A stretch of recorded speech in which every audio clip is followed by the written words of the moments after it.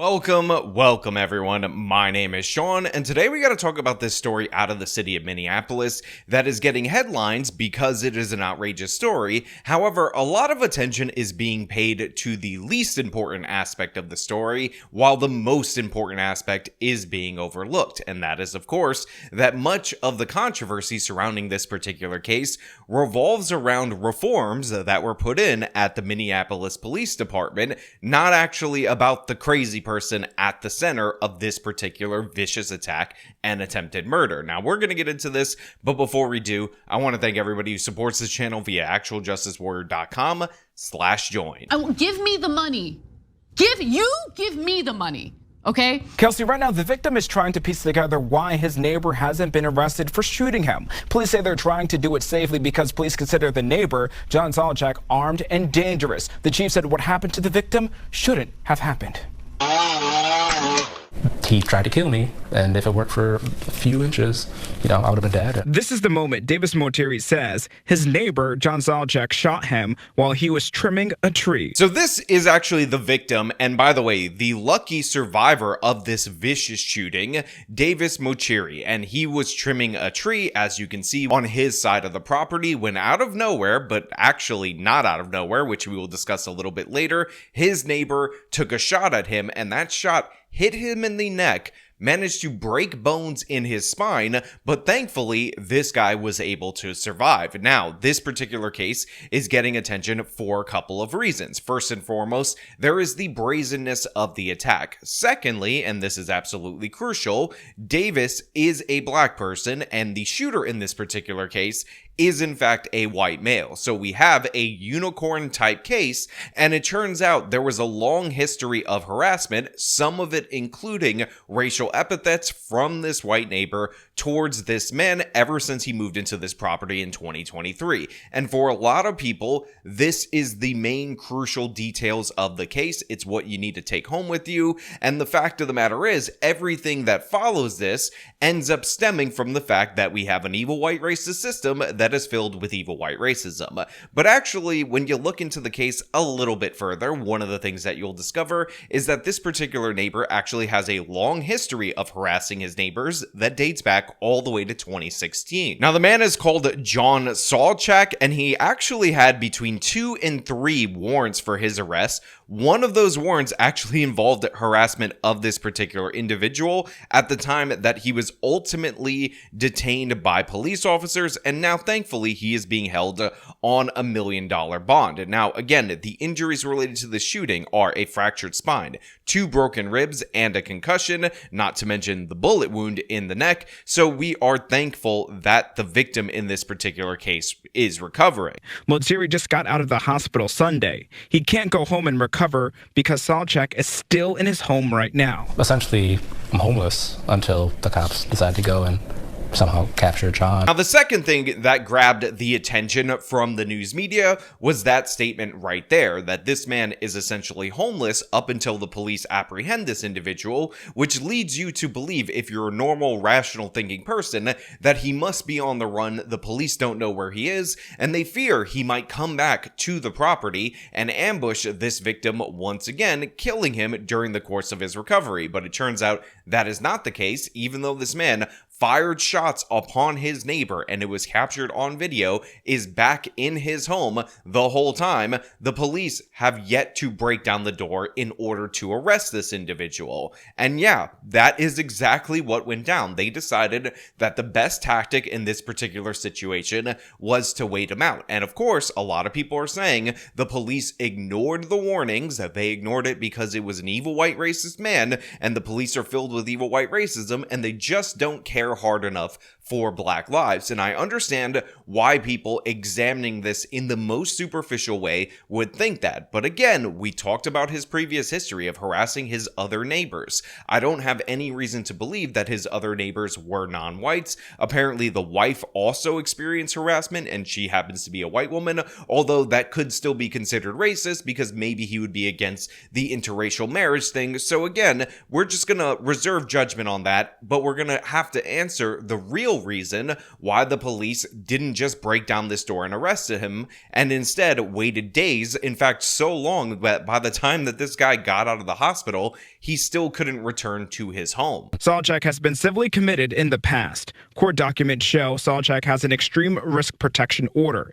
It shows he threatened to kill a neighbor multiple times, made threats to shoot his sister, and slashed an off-duty police officer's tire. The threats and acts of violence date back to 2016. Currently, Solchak faces second-degree attempted murder, assault, and harassment charges. So you guys just received a breakdown of this person's criminal history, and as I told you, harassment of neighbors, and remember, this guy only moved in 2023, dates back to 2016. He's also been forcibly committed to a mental institution, has all these other different various warrants for vandalism, for harassment of this particular neighbor, and active warrants related to other cases, and of course, this guy is still somehow in possession of a firearm, despite the fact that you would think that all of these different things would be able to make the cops, be able to stop him. That being said, I do want to give one caveat, one little defense of the Minneapolis PD's hesitancy in response, and that is there was an idea early on in this particular case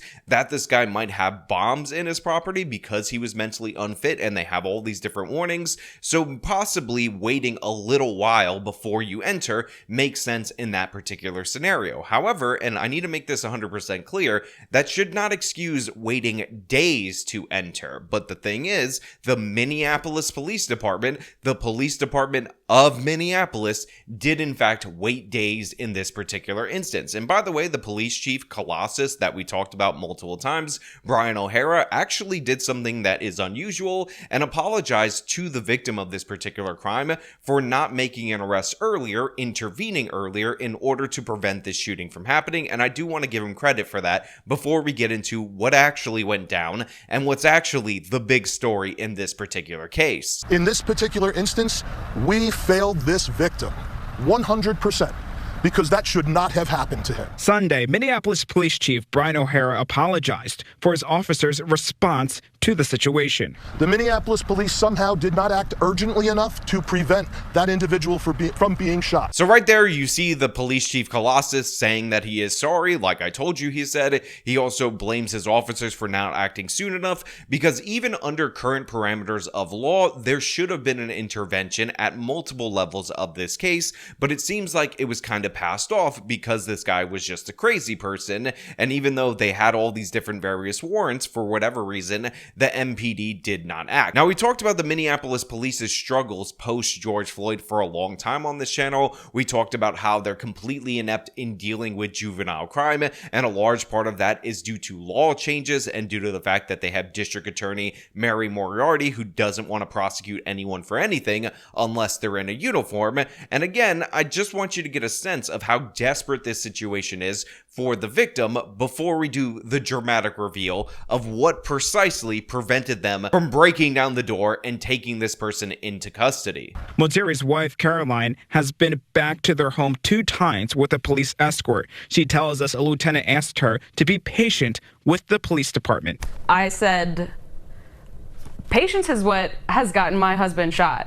We've been patient for over a year. Chief O'Hara is letting everyone know they're working on arresting Solchak. Again, I get the frustration from the wife. They have been patient with the Minneapolis police. They've called them over and over again, filled out the paperwork, tried to get something done, and the result of that was her husband nearly being killed an inch away from losing his life, and I understand why she's angry. I understand why she's frustrated, because watching the story, I'm angry. And by the way, I don't know if there's a GoFundMe for this individual. If there is, I will link it in the description if you want to help the guy out, because this is a terrible situation. But to be clear, it is a terrible situation brought on by the effects of the Black Lives Matter riots and by the George Floyd effect. Because guess what? One of the reasons why they didn't just break down the door and arrest this guy is due to new protocols that were put in place in order to deal with the mentally ill that were passed into law post George Floyd. I'm sure most of the residents there know we have been there 24/7 the last few days. We have been trying to get this person into custody safely. Chief O'Hara also said they used their behavioral threat assessment team, a psychiatrist, and talked to Salchak's family. He says that hasn't worked. He mentioned they're running out of options before they have to escalate them. He believes it will ultimately come to that. Police Chief O'Hara said that they brought in all the specialists, the behavioral expert, the psychiatrist, all these different various people in order to talk this crazy person out of his home. But again, if this was somebody who could be reasoned with, they wouldn't have had to involuntarily commit him in the past. They wouldn't have had to arrest him over and over again, and they could have settled this dispute before he got to the point where he shot someone. But of course, this is the result of all these soft on crime laws and a very woke district attorney who is looking for a reason, itching for a reason to prosecute law enforcement. So all these different people that are complaining about the evil white racist system not going in and taking this white guy down when they would have done the same to a black guy need to shut the hell up, because in reality, the reason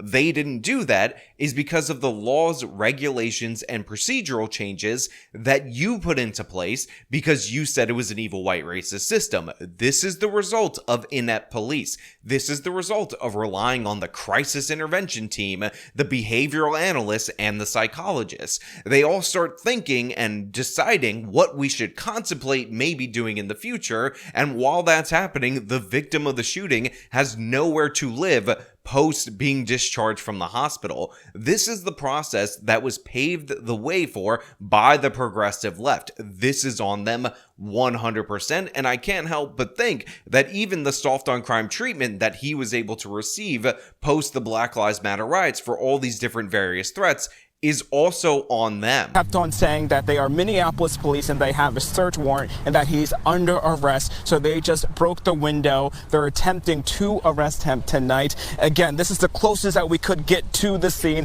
The block is completely closed off up until the next light up the street. And again, everyone is here right now. There's neighbors here that heard the police speak over the microphones. They heard it from blocks away. So we're awaiting to see what happens here tonight. Now look, in this particular case, the police were able to effectuate the arrest. Nobody got hurt in addition to the victim post that, but I do want to point out that all those different various steps, the days that the police had to waste time, energy, and resources camped around this particular home, the negotiations, the psychological analysis, the behavioral analysis of this particular suspect ended up resulting in them eventually bringing in the heavy-duty equipment, breaking into the home, and physically arresting him.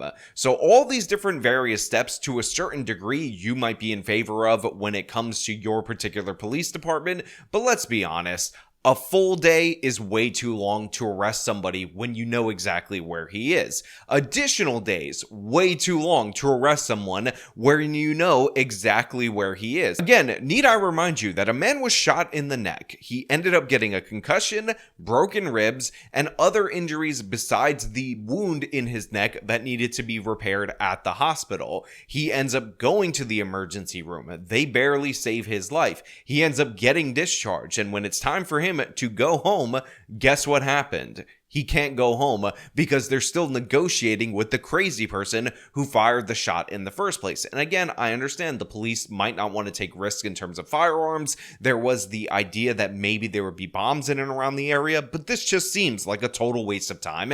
And you could tell from the police chief that he knew it was a waste of time. Now, because of the intense attention on this that this incident has drawn, my officers are in even greater danger when trying to make an arrest.